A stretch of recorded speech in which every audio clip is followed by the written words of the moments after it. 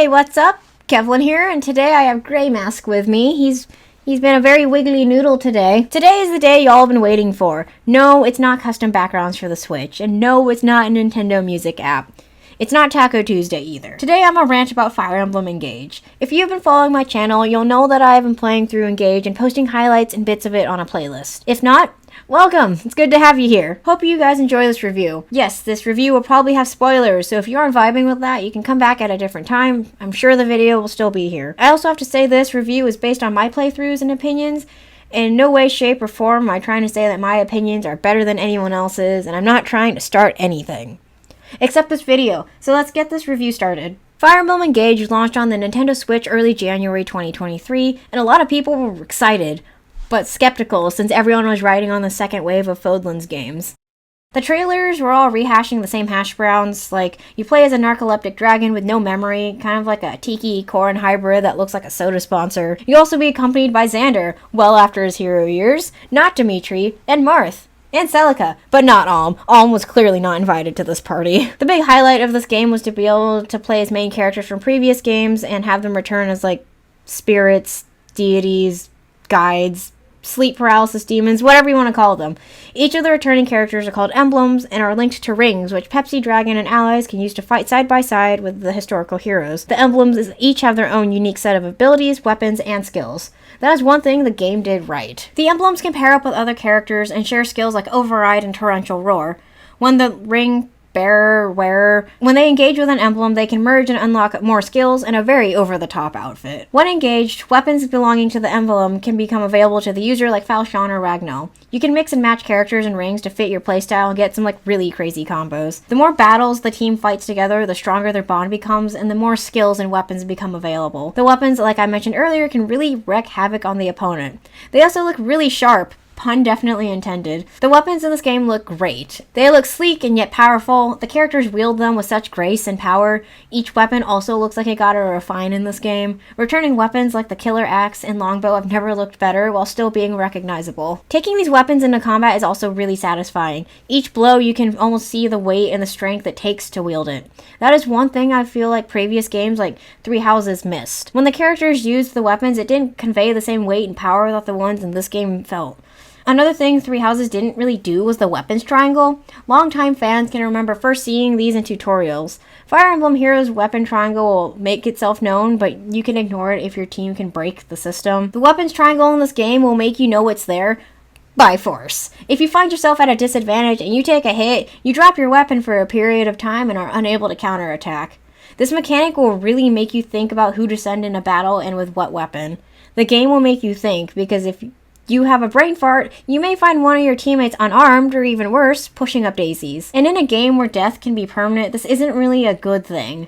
Unless you're like Henry or Hubert, and then maybe that's what you were going for.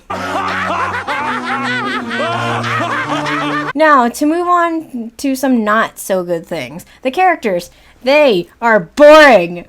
Well, let's just say every new character is a bit more interesting than the last. There are about 41 people on this roster, and great goddess above, some of them make the cup of Jamba Juice I left in my car look more interesting. Now take the similarly sized attendance of Fire Emblem Three Houses. Each character in Three Houses has a backstory and a personality. They have multiple layers. Onions have layers. Ogres have layers. Onions have layers? You get it. We both have layers. Sure, most of them had traumatic backstories, and I'm not asking that all of my little war criminals be scarred for life, but Engage is just... ugh.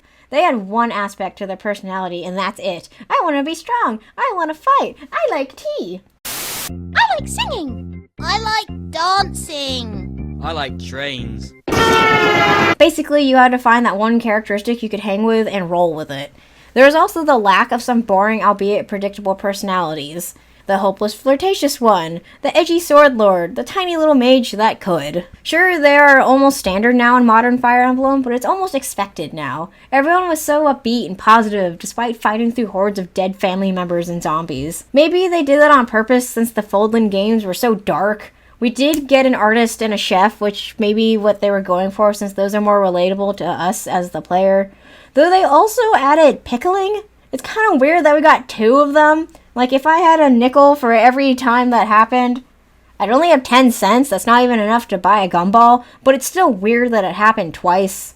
But yes, back to what I was saying. There's so much inferred about these characters through little blurbs or parts of support conversations or even just skimming through the Ally notebook.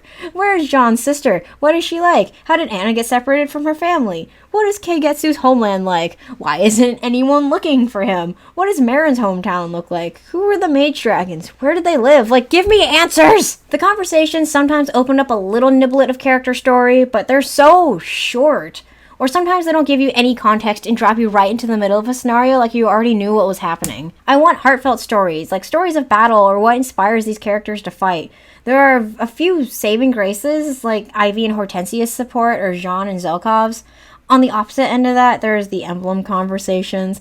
They are so short and bland, it makes a slice of uncooked Wonder Bread look appetizing.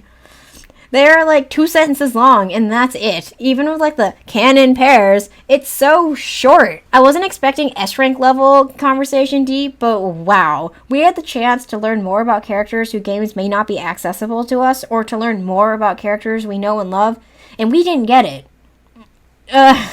Another thing that unbutters my noodles, the glitchiness. I am not a game designer, developer, or anything like that. And I know the people probably worked the best they could with what they had. But like, wow. The art style in 2D looks amazing. The promo art and DLC art, fantastic. The cutscenes, they lack some luster. It looks on par to Fire Emblem Fates, which came out in 2015. The cutscenes in Fates I thought were decent, especially for a tiny screen that could fit in my pocket. I mean, maybe a men's pocket. Women's pants don't have pockets. I'm not asking for realistic 3D, oh my goodness, look how good these graphics are level. Like, as long as I can tell that that's a cat and that's a dragon, we're good. But when an app has crisper and smoother cutscenes, it's like, eh. Even the first Fire Emblem Warriors game looked more solid. I know hair is hard to animate, like anything long is. Hair, capes, weapons, wings, you name it. But there was less clipping in a game released in 2017. And yes, I'm aware most of these occur in like the pre- and post-battle scenes and not the actual cutscenes, but it's super noticeable. So many of the main characters have long hair, horns, or wings that just clip through their models. Like poor Vale, I'm so sorry. She's one of the main characters and this happens a lot with her. You can even scroll around on the overworld map, which is a hot mess. I had a lot of trouble navigating certain places by Joy-Con alone and either had to fast travel or guess and check. The world didn't seem that big, but trying to get around was like trying to use MapQuest instead of Google Maps. The next chapter button was the only thing that got me from point A to point B without getting lost. And last thing I'm going to rant about is the story. It was very straightforward and very basic. Like I said before, compared to Fire Emblem Three Houses, where we got multiple characters and multiple sides to view, that game was great. It was amazing, and people are still talking about it to this day. Again, I'm not asking for a story so full of history and lore it makes a math textbook look fun to read, but this story only gets interesting after Vale realizes she has a split personality and Zephyia flips out. I know not everyone plays video games for their story, and that there's only so many stories one can tell before it becomes stale, but having a neat little story to paddle this boat would have been nice. Though there are some parts of the story I wish we were introduced earlier, like, for instance, Zephyria's relation with Sombron, or Sombron's quest to try and find his emblem, or something like that. Adding a few more characters could have been helpful. Like, each general you fight could have been one of Sombron's kids, since he had a crap ton of them. Like, kind of how spiders have, like, way too many kids. At least they don't have to buy shoes for all of them. Or that one guy who infiltrated Firene's castle at the beginning, like, he could have been one of the Sombron's kids. It would have been really fun to see this world's versions of Nell and Nil. Anywho, we've reached the segment where I'm just going to shout things at the computer because I'm too lazy to organize this into a comprehensible paragraph. I call it the meh segment. The level up system. It works great early game. A great way to make sure you don't get your butt kicked halfway up the block and back. But if you're like me and are already max level and just waiting for that master seal by the time you go on your quest to Cry in the Rain in chapter 11, it kind of screws you over. Especially if you have permadeath on. There are no easy ways to bring your under-level units up to snuff. Sure, you can force them to fight it out in the Skyward Sword Pond, or toss them into the Hunger Games and the Tower of Trials, or make them train with the Castle Guard until their hopes and dreams are crushed. But that takes some luck, an RNG, and a kiss from Grey Mask. If we were able to have a pair-up system like an Awakening or Fates, that'd be a good way to gain levels gradually for characters who just kind of tag along. The Somniel, the base camp. The castle in the sky. I've heard a few words that people like it better than the academy in Fodlan, which I can see why. It's smaller, it's easier to navigate even by foot, it has a fashion boutique, it has a place where you can put a statue of yourself, and a place where you can keep all your animal hostages. But what is missing is the bathrooms. Where are the bathrooms? Why is the same bedroom in the Somnial and at Lethos Castle? Why is it so empty? Why can't we decorate it with things from different missions or things our allies give us when we complete support conversations? Why isn't the piano playable? The DLC was fun, but it made no sense. Also, did this well just never have water in it? Is it just like the Narnia wardrobe? I wish the A+ and S ranks were back. Almost every character can be any class with enough forced bonding, but being able to get something out of the character's friendship, gameplay-wise, was really nice. I also miss S-ranking characters together, or even just having Pepsi be able to S-support with someone. The room is empty like Patrick's dreamscape. Let me have someone over. Why aren't there crit screens? Those were fun. I miss those. Please bring them back. Why were certain characters left out, namely Alm and Azura? Ephraim is kind of in the game, but he pretty much has no dialogue.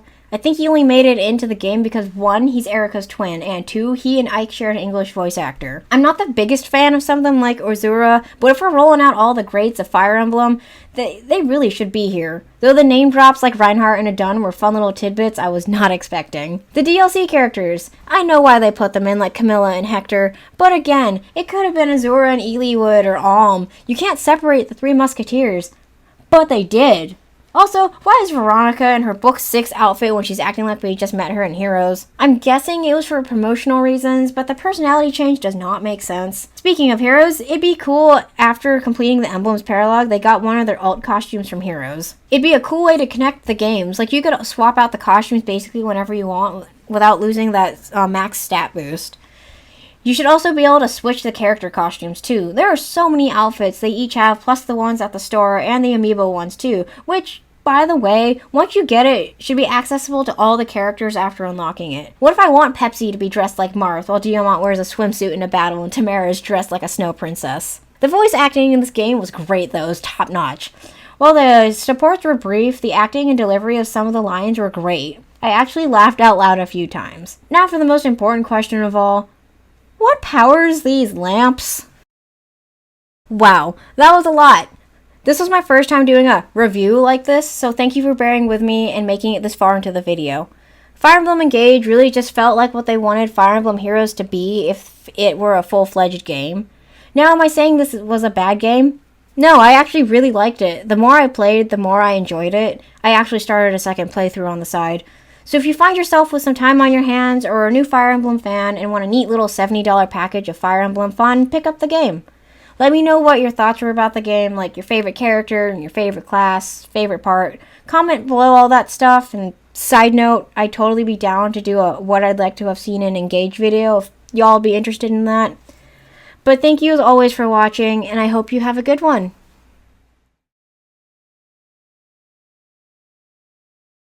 Thank you guys for watching.